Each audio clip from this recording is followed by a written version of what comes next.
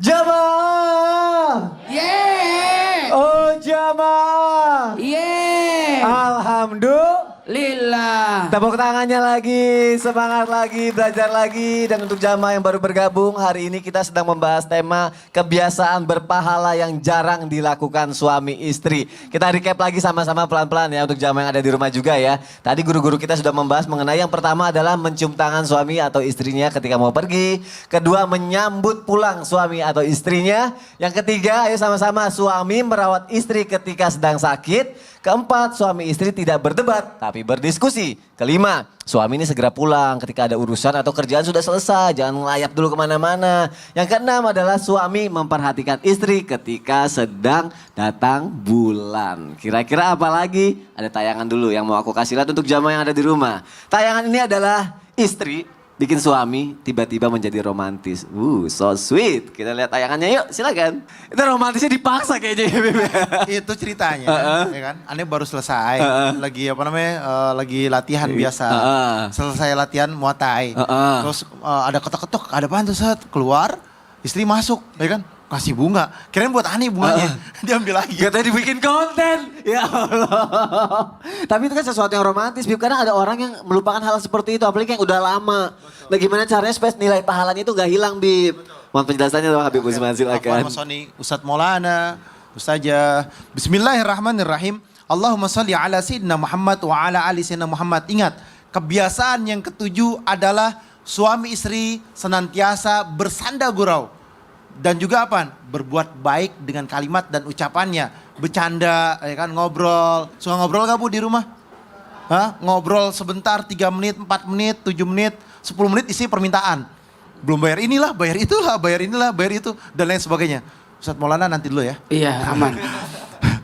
Dan ingat bahwasanya Nabiuna Muhammad SAW bersabda, kullu syai'in laysa fihi dzikrullah fahuwa lahwun wal 'aibun illa arba'un. Bahwasanya Rasulullah SAW bersabda, segala sesuatu selain daripada zikrullah, selain daripada ingat kepada Allah Subhanahu wa taala, ada yang namanya bahwasanya kita ini senantiasa subhanallah alhamdulillah wala ilaha illallah akbar, itu semuanya selain daripada zikrullah adalah permainan atau kesia-siaan.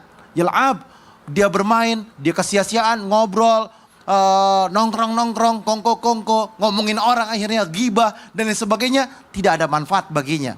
Tetapi ketika dia berusaha untuk mendapatkan ridhonya Allah Subhanahu wa taala, selain daripada zikir kepada Allah Subhanahu wa taala atau zikrullah, ada 4 hal yang mendatangkan satu kebaikan. Yang pertama adalah seorang suami, dia mendekatkan terhadap istrinya. Istri dekat kepada suaminya, dia bercanda gurau, dia berkata-kata yang baik, dia biasanya suka main ledek-ledekan. Aduh kamu tuh hari ini cantik banget deh. Ya kan padahal gak cantik. Aduh kamu Masya Allah hari ini gemuk banget. Oh padahal kurus gitu kan. Nah, maksudnya dibalik-balik omongannya dengan tujuan buat bercandaan. Atau kalimat-kalimat yang baiknya. Dia berkata yang baik, ngomongin yang baik, dengan bercerita yang baik, kejadian-kejadian romantisnya pada waktu dulunya. Dan lain sebagainya. Itu mendatangkan sebuah kebaikan. Atau sebagaimana sunnahnya baginda Nabi besar Muhammad SAW. Rasulullah ketika berada sama istrinya bersama-sama, ba'da asar, selesai sholat asar, suka lari, ya kan? Balapan lari Rasulullah SAW. Dan juga istrinya itu kadang-kadang menang, kadang-kadang kalah. Kadang-kadang Rasulullah pun kalah. Kadang-kadang diledek oleh Rasulullah SAW. Kamu kegemukan sekarang, jadinya kamu kalah, aku yang menang. Jadi ada bercandanya. Bolehkah olahraga bareng sama istrinya? Diperbolehkan. 4 hal yang tadi disunahkan oleh Rasulullah apa? Memanah, ya kan? Memanah, berkuda. Dan juga sunnahnya Rasulullah SAW berenang. Walaupun zaman Rasulullah kita nggak pernah lihat di padang pasir itu ada kolam renang. Tapi ini adalah bagian bentuk daripada olahraga. Ternyata berenang itu semuanya gerak, tangan gerak, kaki gerak. Dan olahraga terbaik salah satunya adalah berenang. Oleh karena itu, ibu-ibu nih di rumah dan juga di studio, ada sunnahnya Rasulullah yang kita sering lupakan. Rasulullah juga ngajak healing. Tahu healing nggak? Tahu dong, masa enggak? Tafakur alam, tadabbur alam dan lain sebagainya. Rasulullah ketika selesai sholat id, Rasulullah berada di sampingnya istrinya mengajak lihat pertandingan gulat. Tahu gulat gak? Tahu. Tahu, ya kan? Kalau saya nggak tahu gulat. Taunya? Berantem. Nah, ketika Rasulullah bersama istrinya, Rasulullah SAW menonton gulat di belakang Siti Aisyah. Itu ginian Rasulullah, meluk Rasulullah, pipinya sampai nempel dengan pipinya Rasulullah. Ini kalau kita lihat sahabat melihat, berarti kan bentuk romantis yang dipertontonkan. Romantis. Tapi padahal itu adalah bentuk daripada mencintai, menyayangi istrinya dimanapun tempat. Jadi kalau misalkan jalan, jangan digandeng Oh dong. iya dong, Dipegang dong. dipegang. Suka megang istrinya gak? Suka, apalagi kalau di mall biar gak belanja. Itu Ustadz Maulana. Nah, sunahnya apa? Sunahnya adalah berbuat baik terhadap istrinya, mencintai istrinya, menyayangi istrinya dengan bentuk apa? Berharap agar mendapatkan keberkahan dan ridhonya Allah. Allah sayang sama kita. Masya Allah Allah, cinta kepada kita. tabarakallah. Kan khiyarikum linisaihim. Berbuat baiklah kamu terhadap istrimu. Itu pesan Rasulullah ketika haji Masya wada. Allah. Tepuk tangan untuk Habib Usman, Masya Allah. Terima kasih Habib untuk penjelasannya. Jadi bunganya saya kasih lagi. Dikasih lagi. Beli lagi yang benar-benar. Yang baru benar-benar. Yang lebih romantis Jangan mau lagi. kalah sama Jangan istri. mau kalah, kasih yang terbaik buat istri kita. Setuju ya? Setuju. Lemes amat setujunya, setuju gitu dong. Masya Allah, tabarakallah. Kali ini penting banget nih. Jamaah juga ini penting banget. Ada amalan yang biasanya dilakuinnya malam-malam. Ayo, kira-kira apa? Suaminya ngajak istrinya melakukan amalan ini malam-malam. Ayo. Tahajud. Apa? Tahajud, Tunggu, kita tahajud. cari tahu dulu. Habib bilangnya tahajud ya. Tahajud. Kalau menurut Ustazah Nada, apa? Coba, mohon penjelasannya Ustazah Ini Nada. pasti banyak yang senang, banyak yang penasaran. Ah, aku Kita juga bahas kepo. Kak Sony ya. Aku Izin juga mau Habib, tahu. izin Ustadz. Masya Allah, bismillah, walhamdulillah. Wassalatu wassalamu ala rasulillah. Jamaah. Yeay. Oh jamaah. Yeay. Alhamdulillah. Di antara amalan suami istri yang harus kita lakukan dan jangan kita lupakan di malam hari seperti yang pernah dilakukan oleh baginda Rasulullah Sallallahu Alaihi Wasallam yang pernah diriwayatkan oleh Sayyidah Aisyah radhiyallahu anha bahwasannya baginda Rasulullah Sallallahu Alaihi Wasallam ketika datang malam hari suka ngajak Sayyidah Aisyah jalan-jalan. Oh, jalan-jalan. Malam hari. Jalan malam hari. Nah, artinya apa? Sekedar untuk mencari udara yang segar di aktivitas yang begitu banyak, pagi, siang, sore yang begitu banyak rutinitas. Bapaknya pergi, ibunya masak. Kemudian bapaknya pulang, ibunya udah kecapean. Ternyata ini ada hal yang terkadang disepelekan oleh beberapa pasangan suami istri, yaitu ketika pada malam hari ambil waktu yang berkualitas bersama dengan pasangan. Sekedar untuk makan malam di luar. Sekedar untuk jalan-jalan cari yang namanya cilok goreng. Asik. Nah, bukan makanannya tapi kebersamaannya. Bukan harganya, bukan tempatnya tapi kualitasnya. Ketika kita pergi bersama dengan pasangan, pernah nggak sih Bu? Pernah nggak malam-malam pergi sama suami Pak? Ngajak istri sering pasti ya. Pasti coba dong. kalau lagi pergi malam-malam coba sambil makan pandangin pasangan kita. Yeah. Pernah diragukan sepertinya. Gak dipandangin. Sepertinya nih pengantin-pengantin lama kayaknya ya. Aduh. Tapi meskipun pengantin lama itu pun juga harus dilakukan. Karena sudah aktif, sudah sibuk, ngurusin cucu siang hari. Malam coba Pak ajak sesekali istri. Istri mah seneng. Sekedar makan aja jalan. Wah suami udah siap-siap. Kenapa begitu?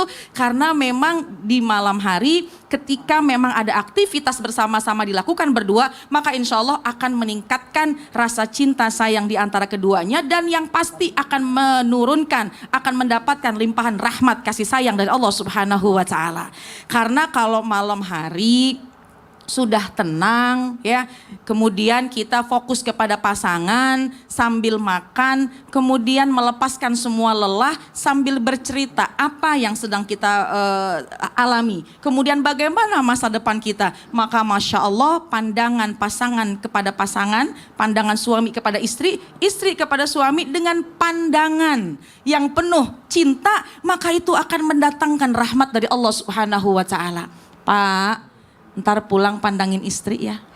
Bu, nanti ini pemirsa di rumah, coba nih mungkin yang pagi-pagi lagi bareng sama pasangannya, wahai suami lagi nonton bareng sama istri, istri yang lagi nonton bareng suami, coba pandangin pasangan kita. Itu pandangan penuh cinta akan mendatangkan rahmatnya Allah Subhanahu wa Ta'ala. Terus bikin janji, ntar malam kosong nih waktunya. Asik. Kayaknya ntar malam boleh nih kalau sekiranya kita sekedar makan di luar. Istri udah seneng aja. Tiba-tiba suami nyuruh ntar siang masak ya. Ya. Ternyata Kak Sony Apa? bukan makan di restoran. Tapi? Itu masakannya lu makan di teras Ya. rumah. Alhamdulillah. Gak apa-apa. Itu nggak apa-apa. Gak apa-apa. Yang penting kualitas waktunya sesuai kemampuan. Bermalam berdua bersama dengan suami akan meningkatkan keharmonisan dalam rumah tangga yang pasti berpahala nyenengin istri. Tuh. Ustazah, ada yang nanya nih. Apa? Gimana kalau jalan-jalannya dari ruang tempat tidur, Tempat tidur, kamar, iya. pergi ke ruang tamu ngobrol berdua. Oh, Boleh gitu. nggak? Daripada harus keluar kan banyak biaya. Oh iya, boleh kemudian balik lagi. Iya. Boleh balik lagi Jadi gitu ya. cuma jalan doang. Iya. Jadi pergi Itu terus nggak? yang ngobrol bikin teh kayak ada tamu. Jadi gimana? Iya. Nah. Gimana kalau misalnya jalan-jalan keluarnya kayak cuma muter-muter doang gitu. Jadi keluar rumah terus dia muter-muter gitu. Kak Sony gitu ya? Yang penting adalah bermalam berkualitas bersama dengan Berdua. pasangan. Ngobrol-ngobrol gitu. Iya, Masya sambil Allah. mandangin Ustadz, Masya Allah. Masalahnya Sweet bapak ini banget. lututnya udah sakit. Iya. Berarti Gak apa-apa, duduk berdua di teras sambil minum teh. Wow, Jadi tepuk bisa, tangan dong Pak. buat kita Wah, semua. Seneng Masya banget, Allah. seneng banget. Gak ada ongkos katanya ya. Ustaz Nadia terima kasih ya untuk penjelasannya ya. Sekarang aku mau nanya sama Ustaz Maulana. Ustaz, Sekolah. Aku di sini. peci, aku pandang tuh ke pecinya soalnya. Saking samanya. Mirip banget. Bapak beli di mana sih? Maaf ya. Ustaz, mau nanya Ustaz. Ah. Kalau rumah tangga nih mungkin banyak yang ngalamin ya. Atau terjadi kesalahpahaman gitu. Ada sesuatu yang hilang, padahal sesuatu yang hilang ini bernilai pahala juga. Cuma gara-gara kesalahpahaman. Mau tahu? Mau tahu itu apa? Ada. Mohon penjelasannya Ustaz Maulana, Izin Habib silakan. dan Ustaz Sanada. Bismillahirrahmanirrahim. Kepada semuanya. Ini amalan kebiasaan yang ke-9. Jikalau kita lakukan sangat besar pahalanya. Yakni membesarkan suara atau memperdengarkan doa kita terhadap istri. Ya Allah, aku sayang sama istriku. Ada W-nya. Gak ada W-nya. Oh gitu, Ustaz Maulana gitu ya? Gak pakai W. Oh, kamu. Oh. Jadi besarkan suara ketika kita berdoa. Sama juga istri. Kalau kurang uang belanjanya, berdoa. Minta sama Allah. Di telinga suami. Paling benar, nih yang di rumah. Yang lagi nonton. Paling bagus, sholat berjamaah. Di rumah salat tahajud bareng suami, kan salat fardunya kan di masjid. Jadi ada bagusnya suami jangan menghabiskan salatnya di masjid, tapi simpankanlah salat sunatnya di rumah. Jadi paling bagus itu salat sunat di rumah dulu, baru berangkat ke masjid. Entah itu salat tahajud atau salat duha. Lalu paling bagus bangunkan pasangan untuk salat berjamaah. Salat tahajud bersama, tidak ada masalah. Kemudian lalu berdoa. Apalagi nanti nih di 10 Muharram sesudah asar, siapkan waktu di hari Asyura, hari Jumat itu sesudah asar, duduk berdua, bacalah doa Asyura sama-sama. Terus minta, ya Allah, langgengkan rumah tanggaku. Aku mau sehidup sesurga. Jangan bilang sehidup semati ya. Istri mati, aku yang hidup. Enak aja. Ya aku.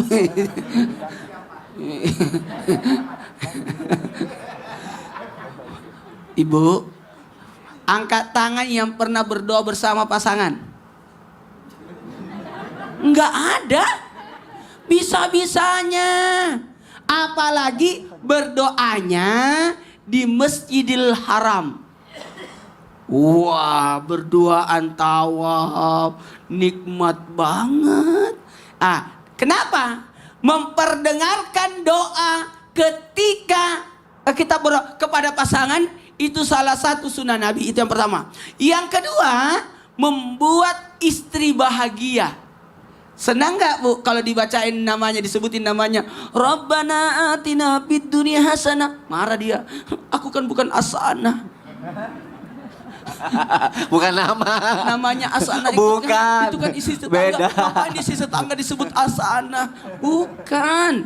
Tapi tidak apa-apa juga di bahasa Indonesia kan aja supaya mudah dipahami. Sekali lagi, supaya mudah dipahami. Selain mengembirakan pasangan, membuat bahagia, suasana jadi bagus. Lalu karena ini dibingkai dalam ibadah, makanya nikmat rasanya jikalau seorang suami istri bersama-sama beribadah. Apalagi bangun sahur sama-sama. Yes, sweet banget. Puasa sunnah, bangun sahur. Enak itu, buka puasa sama-sama. Itu nikmat sekali. Masya Allah. Itu termasuk salah satu kriteria Ustadz yang sekarang juga kayak gitu ya. Yang bisa bangun sahur sama-sama, yang bisa berbuka puasa sama-sama, Bukan ya kan? begitu sih. Yang mendoakan sama-sama. Mas Sony. Bukan ya? Mas Sony. Tunggu. Kirain lagi curhat gitu, maunya kayak gitu. gitu. Apa kita nyari sama-sama Ustaz? Terima kasih Ustadz Maulana untuk baju. Hari sama-sama. Wah, parah. Dinonton. Ini kan dinonton. Enggak, maksudnya aneh nyariin buat Ustaz. Oh gitu. Tepuk tangan buat guru-guru kita. Masya Allah. Kok kurang semangat? Lebih semangat lagi tepuk tangannya. Masya Allah. Senang ya belajar di Islam itu indah ya. Kalau gitu saya kasih kesempatan lagi untuk bertanya ya. Kita masuk lagi ke segmen Tanya Dong Ustadz. Kami semua tanya dong Ustaz. Siapa yang mau nanya? Boleh angkat tangannya lagi dong. Tolong. Oh ibu deh. Ibu yang nanya, angkat tangannya sambil senyum sumringah. Boleh berdiri. Namanya siapa? Bismillahirrahmanirrahim. Ya. Assalamualaikum warahmatullahi wabarakatuh. Waalaikumsalam warahmatullahi wabarakatuh. Nama saya Nur Hayati Ya. dari Majelis Talim Nurul Hidayah Garut. Ya. Pak Ustadz, saya mau bertanya, gimana caranya agar suami peka tidak tanpa disuruh untuk melakukan urusan di rumah? Masya Allah. Ibu terima Terima kasih kasih. untuk pertanyaannya. Boleh kembali duduk lagi Ibu. Pertanyaannya bagus banget dan jamaah pastinya juga penasaran untuk pertanyaan dari Ibu Nur Hayati. Akan kita tahan, nanti kita jawab pertanyaannya ya. Terima kasih sudah mau bertanya di Islam itu indah loh. Sekarang aku mau bacain dulu pertanyaan yang akan langsung dijawab sama guru-guru kita dari Instagram Islam itu indah. Pertanyaan dari hamba Allah ya. Pertanyaannya adalah, Assalamualaikum, saya mau bertanya, gimana menanggapi suami yang suka membuka kebiasaan istri kepada keluarga dan teman-temannya? Apa harus selalu diam aja? Karena kalau ditegur, akhirnya kami selalu bertengkar. Sampai masa lalu saya terus dibahas. Tahan dulu, ini akan kita jawab, akan dijawab oleh Ustazah Nada. Silakan Ya, Ustazah baik, Nada. Masya Allah. Jamaah. Yeay. Oh jamaah. Yeay. Alhamdulillah. Gimana tadi Kak Sony? Pokoknya aib keluarga. Ya. Jadinya nggak mau dibuka. Ya. Ya memang sebaiknya seperti itu. Yang namanya aib keluarga itu dilarang untuk kita buka. Terkait dengan aib keluarga, jangan sampai dibuka. Kita adalah pakaian bagi suami dan suami pun bagai pakaian bagi kita. Oleh karena itu yang namanya pakaian adalah sudah selayaknya kita untuk menutup aurat masing-masing. Jangan pernah kita menutup aib keluarga.